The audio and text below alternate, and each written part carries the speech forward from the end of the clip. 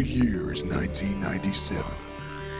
A skinny 12-year-old kid with ginger hair is sitting on the grass at school, eating his lunch, when suddenly his best friend runs over with a desperate look on his face.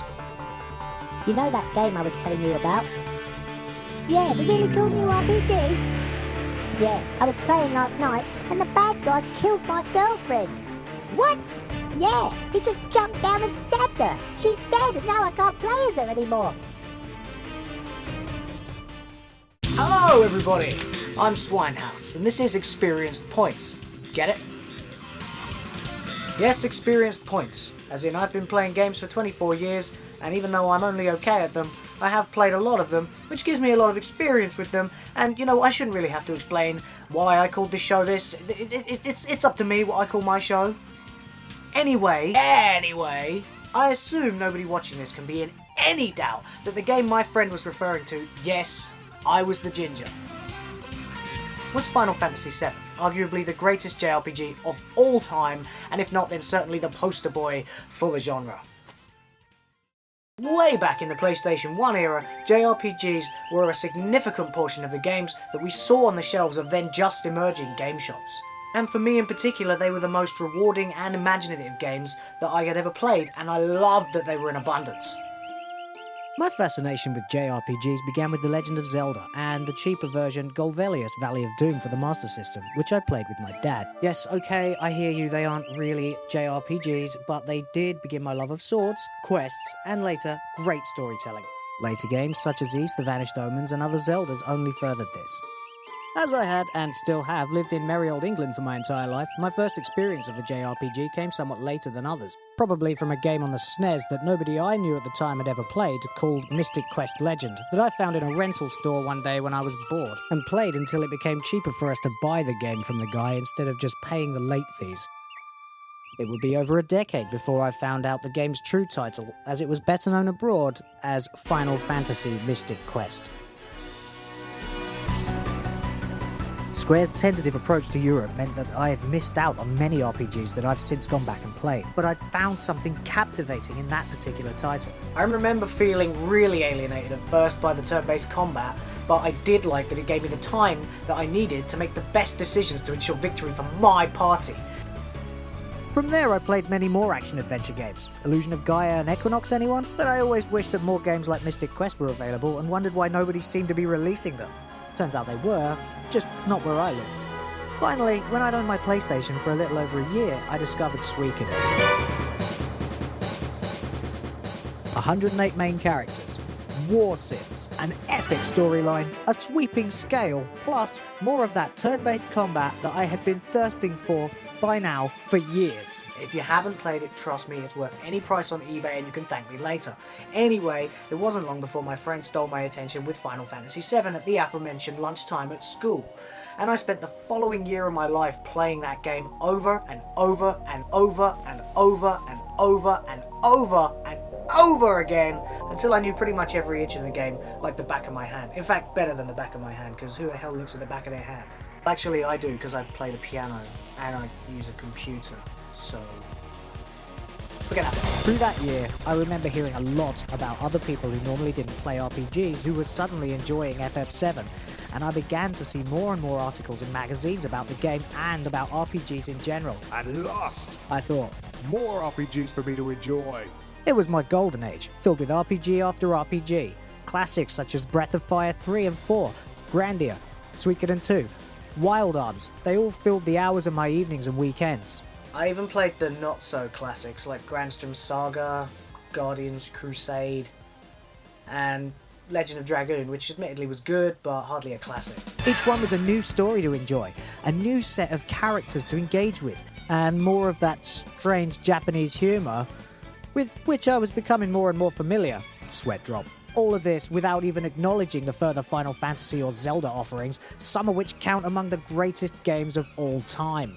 Oh, it was a great age to be an RP gamer. But then the 6th console generation happened, they started to dwindle with the PS2, and then Microsoft debuted the original Xbox, and somewhere, somehow, the bottom fell out of it all. Like that. I'm just kidding, as if I'd do something that lame.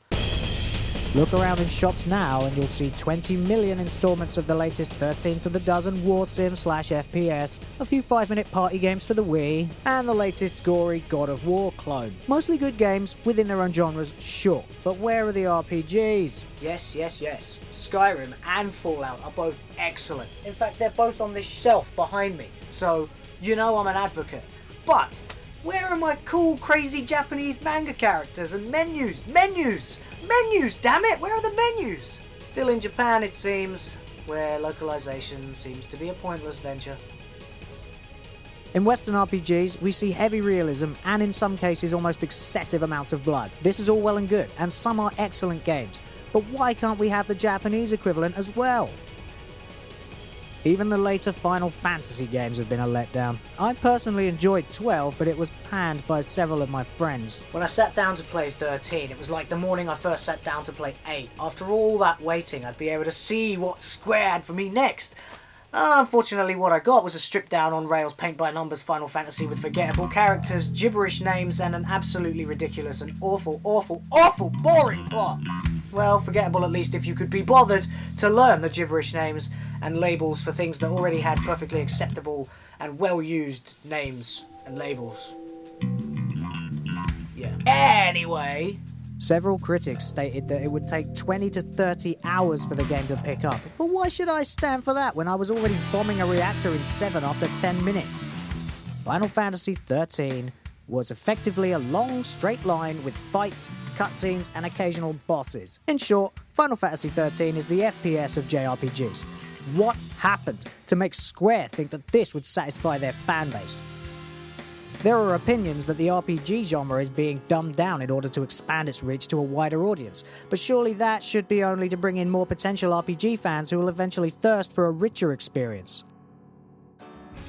I've heard it argued that the rise of Western gaming is responsible. We still get plenty of Eastern games, but many consider them to be a niche market. While Japanese Bushido culture has become useless to them in the modern era, mastery is still respected, and so simple games with increasing difficulty like rhythm games still prevail. But we hear more and more of Eastern gamers appreciating games that offer more freedom or more of a social vibe, and that's where Western games come in. We dominate both those spectrums. The danger here is that Eastern RPG concepts such as turn-based battle that some people love and utterly ridiculous fantasy worlds that most people love will become replaced with Western tropes such as violent action challenges and Western lore. Yes, Final Fantasy XIII, yes, Dragon's Dogma, I am looking at you. I don't know how much truth there is to the Buy American cliche, but if the same applies to consoles, then this is just another path that will see the decrease of Eastern RPGs. After all, film began in Europe, and now the most money in film is in America. Why not the same kind of pattern for gaming? There are of course many more variables than this, but it does seem as though we're moving backwards rather than forwards. Yes, larger Japanese franchises such as Mario and Metal Gear are still prevalent in the West, the latter of course being as Japanese as a game set in the West can be. But are we heading into a future where the quirky and, in my opinion, just more creative games from outside America are shoved into a genre shelf called world gaming and ignored in rental shops around the West, just as world cinema is largely ignored by moviegoers? I don't want to live in a world like that.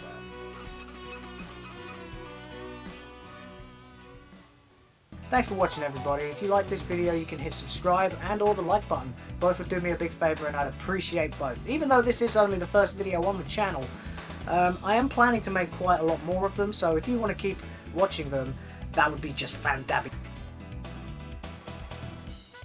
And in the meantime, if you really want to know what I'm doing anytime, day or night, I mean if you're that sort of person, then you can follow me at Swinehouse Games on Twitter. Thank you very much, and bye-bye!